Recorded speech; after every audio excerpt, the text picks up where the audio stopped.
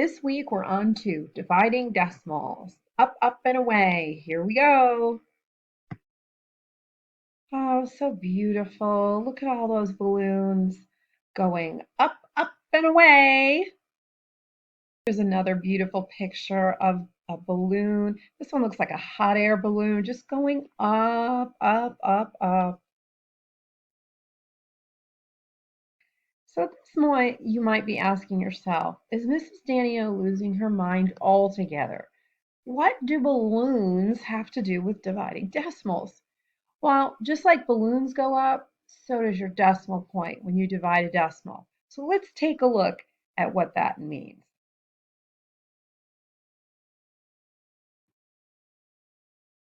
Right, so today we're on a whiteboard and I'm going to draw for you a decimal equation. There's my beautiful little decimal point there.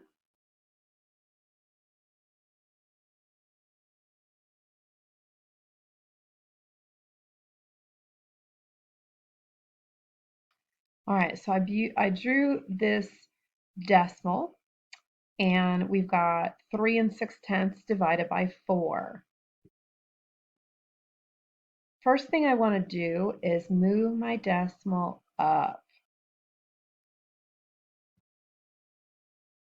I'm going to move my decimal point right there, and now I can solve.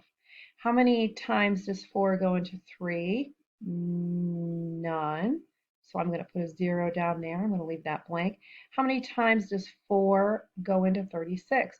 And the answer is 9. Much harder to write on this dry erase board than the other. All right, 9 times 3 is 36.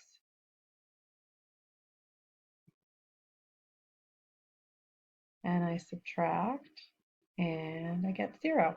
Now I'm going to go ahead and I'm going to check to make sure I'm right. So now I'm going to multiply 9/10